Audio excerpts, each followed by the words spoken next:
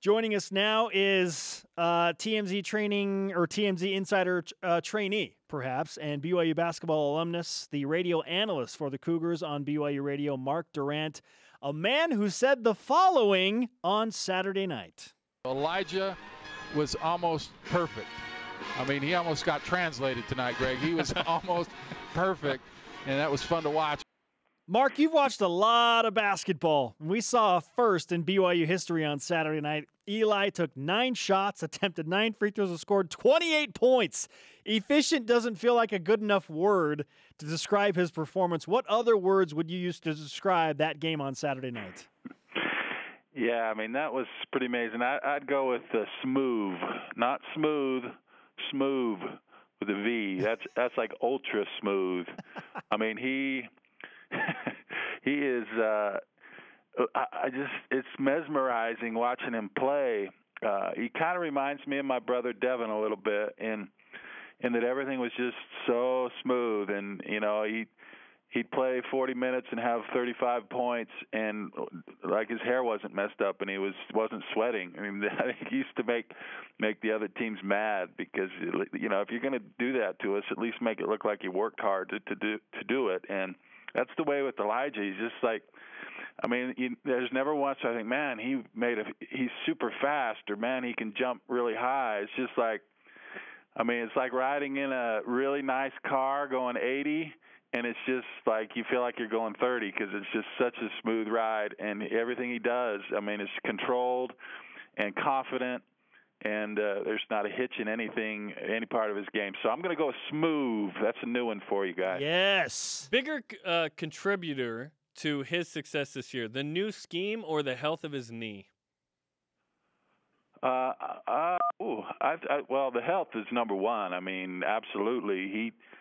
I don't think he was even close last year. I mean, he tried, and he's mentioned he even thought about just hanging it up because it was so frustrating for him last year. And that's kind of the way I am now. When I play basketball, I go to do the things I used to do, and I can't do them, and it's frustrating. I can't imagine what it's like for him in the prime of his career to want to do the things he knows he can do and couldn't do them. But he appears to be healthy for the most part, and I think running a controlled offense where he can, it's not so frantic, and he can kind of pick his spots, and that they're working to get him shots coming off screens or posting him up, whatever. I think that helps him. But yeah, I mean, just being healthy for a guy like that, I think is ultimately freeing for him and has boosted his confidence and has allowed him to do what he's always been able to do. But now we're seeing it, and it's pretty impressive. Marc Durrant with us on BYU Sports Nation, BYU basketball radio analyst and alumnus for Cougar Hoops. Mark, our Twitter question today is the following. Who is the greatest BYU dynamic duo since Jimmer Fredette and Jackson Emery? Who do you have at the top of the list? So since Jimmer and Jackson, I mean, because that would preclude me from being in there with Russ Larson. So, and I notice when you talk about Lee, you say he's one of the all-time greats, but when you introduce me, it's like intern for TMZ or something. I didn't introduce you, Mark. I just want to point that out. Well, hey, listen, I mean, Yoeli and Elijah, I mean, that's pretty good. I mean, we've had some good players, but you saw what those two could do in that second half last night. That was amazing. And presumably they're going to be able to play together for a couple more years, so I think that's a good one. But, yeah, I mean, Lee was really good, and like you said, he had a lot of options. Some of those teams with Trent was, man, he was. I think you have to have. I mean, notwithstanding the Jimmer and the Jackson, the guard lines. I think my favorite are the kind of the big man guard combinations. The Stockton Malones of the world, and so I like. I guess if they're an option, I'm going to go with Yoeli and Elijah. I know that's a cop-out because they're playing right now, but they're pretty darn good. Well, I think the most exciting part about it is they're both underclassmen, and they're doing this right now as a sophomore if you're Yoeli and a junior if you're Eli. But what are they capable of, and how do they cement their legacy at BYU? What's going to take them next level and make this, not a debate? Well, it's all about winning. I mean, obviously that Ainge team, because Ainge was so good, but they just went the farthest. And you're talking Jimmer and Jackson, they went to Sweet 16. I mean, if you really want to cement your legacy, I mean, I was on some really, really good teams, but we only made it past the first round one time, and so I don't think we're ever in the conversation. And then, you talk about that team that was almost number one. They started out, 19-0 or whatever it was, but they're remembered because of that special accomplishment. So you got to win. I mean, and when I say win, obviously win games, but then win your conference tournament, and win in the NCAA tournament. Otherwise, you just kind of, as good as you are, you kind of meld in with the background of all the other good teams. There's been a lot of good teams, but if you really want to cement yourself as the special team and the special players, you've got to do something truly special, and that's winning those types of games and going farther than BYU's ever gone. And so we'll see if they can do that, but they sure are playing really good, and you maybe get some more experience with those types of guys and plug in a couple of more pieces. Who knows what can happen? You don't want to put too much pressure on them, but they certainly the future is bright. The problem is the future is as bright as it is, can change in the blink of an eye, and so you don't know what's going to happen and what guys think, and maybe they try and move on, or you get hurt, whatever. So it's hard to really put too much stock in that. But the way they're playing now and what it looks like the future could be, I mean, it could be one of those special teams. A year ago, we didn't think that this would be the dynamic duo. Eric Mika's here. We have no idea that he's going to leave. Nick Emery's here. We have no idea that he's going to go through some personal struggles and bow out right before the season. Yet, I think these two have exploited that opportunity in a positive way. So what role did Nick Emery and Eric Mika have on the success of these two this season, in your opinion? Well, I think it accelerated the development. Yeah, I agree. 2 years ago, if I'm saying, yeah, boy, when Yoeli and Elijah get going, look out. I mean, that wasn't the discussion. It was about the Lone Peak guys, and maybe rightly so at the time. And but like I said, the future is it fluctuates and changes, and Yoeli, ever since day one, I've been impressed. Every opportunity he's got, he's really grasped it and improved and gotten better. And Elijah, his health was holding him back, but now he's feeling good. And a lot of times, guys, it's about just knowing that you're the man, and the coach is saying, here's the keys, and we need you, rather than, oh, you're a role player, do this and do that. It's just, it's your team. This is it. You guys are the guys.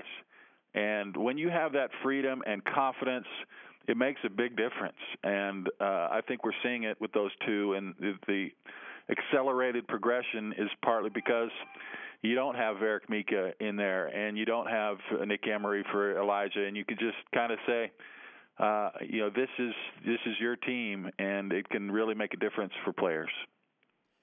Mark, BYU is 18-5 this season. They head out on the road to face LMU on Thursday and Gonzaga in Spokane on Saturday. What are your expectations for the Cougars as they approach the 20-win mark? Yeah, so I expect them to beat LMU. I mean, if you're a good team, that's what you should do. But LMU kind of figured some stuff out in the second half at the Marriott Center and we were very, very physical. I was about to call the honor code office for some violations, man. They were all over BYU, and they got back in that game. And I think they try to play so physical that there's no way the officials can call everything, or else it'd be a call every time down the floor. So I think that's kind of their approach, and really trying to get into BYU. And BYU struggled with teams like that, like Pacific. Pacific plays that same way. And so, I mean, there's a vulnerability there at LMU, but you would expect BYU to win that game. And then you go to Gonzaga. I mean, I have never had any hope the last 3 years that BYU could win that game, and they've done it. And so I'm going to give them the benefit of the doubt. And until they lose it, I'm going to think they're going to win it. And they've, one time is a fluke, and 3 times there's something to that. And so I hope they go in there confidently and feeling like they can win and pull off another shocker. Will you shave your head if BYU doesn't win? Hey, with beautiful head of hair like mine, I can't be making those bets like you. I mean, you got nothing to lose with that mop on your head. But my beautiful manes, I can't be risking that. Let's go with an eyebrow then, Mark. No, I'm just kidding. I know LMU is Thursday. That's great. BYU's playing Gonzaga Saturday. BYU has changed their scheme. I thought the last couple of years that BYU matched up well with Gonzaga. Does BYU match up in the same kind of way that they can take down Gonzaga again, or are things a little different because of BYU's pace and maybe BYU's able to better defend Gonzaga? I don't know. Well, I think Gonzaga is as good as they are is more vulnerable, and I think they've always had kind of a giant big guy, Karnowski or whoever, and they don't have that really this year. I mean, Jonathan Williams is 6'9", 6'10", and very, very good, and Tilly and those guys, but they don't have a kind of a big horse in the middle. And you see a guy like Jock Landale had a great game up there, and usually that doesn't happen because you have so many big bodies to throw at him at Gonzaga. But and they're not as good a three-point shooting team. They lost some good shooters. They're average. I think Perkins is a pretty good three-point shooter. Otherwise, they're pretty average. And so there's vulnerabilities and not the typical Gonzaga team. So I don't know how that plays out for BYU. I mean, they seem to do pretty well against the other model for Gonzaga. But I think BYU is very well suited to win this game. They've got great balance, and like I said, those guys have been playing good basketball, and they should be confident going up there. And it's not as good a Gonzaga team, and so we'll see what happens. Again, I'm going to give them the benefit of the doubt there. I think BYU's got a great chance at home of winning that game, and I guess you don't know if you really match up until you actually play them. But boy, I like BYU the way they're playing right now defensively and their patience on offense, and I think that would translate even better to a chance to win against Gonzaga. My hero, Marc Durrant, is with us on the Deseret First Credit Union Hotline. Is that a little bit better than TMZ Insider? That's pretty good, but you need to get a new hero, man. If I'm your hero, you got some low expectations in life. Mark, Peyton Dastrup is quickly becoming the most underappreciated player on the BYU basketball team, and fans are clamoring for him to get more minutes because he's been efficient and he's kind of lit a fire under BYU when he's come in the game. How would you define his role, and what do you expect from Peyton Dastrup moving forward? Here's the thing with Peyton. I love Peyton. I'm one of the guys who would love to see more time. And, man, he came in the other night, hit 5 points and was playing hard and was having fun out there. I love to see that. I think he made a big difference in that Pacific game, especially in the first half when BYU was struggling. I love Peyton. I think he's very talented. He's got good size. And when you have a big man that can step out and shoot, poses a lot of problems for defense. Problem with Peyton is he's kind of he's got the highest upside, I think, of that. There's a log jam there at that other big man besides Yoeli. You got 4 guys there wanting time, and so I think he's got the biggest upside of those 4 guys, but he's also got the biggest downside. I mean, you love the great shots and the hustle and how he plays out there, but he also turns the ball over a lot and maybe misses a box out or doesn't defend well. That's what frustrates coaches. They love it when a guy comes in and hits a shot, but man, if you make a bad pass or miss an assignment, you're out. You don't have the leash that Yoeli has. I mean, you got to go in, and when I came in, I just wanted to play, so I figured out what do I need to do: defense, rebound, don't make mistakes. Build that bank account of confidence that the coaches have in you, rather than having them be on the edge of their seat. Is he going to make the right pass? Type of thing.